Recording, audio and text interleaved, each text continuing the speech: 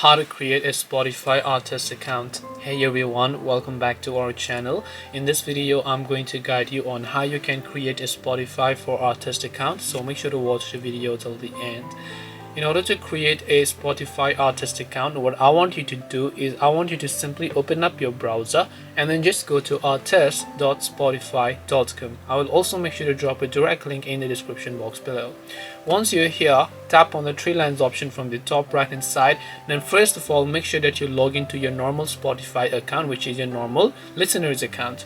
Now after that, what you want to do is you want to tap on the get access option from the top right hand side of the screen. And when you tap the get access option, here you can see artist manager. So you have to claim an artist profile to be able to upload songs on Spotify. From here, just tap on the continue button that you would be able to find. Just confirm if this is the correct Spotify account, then tap the next option. Then all you have to do is simply search for the artist that you would like to claim.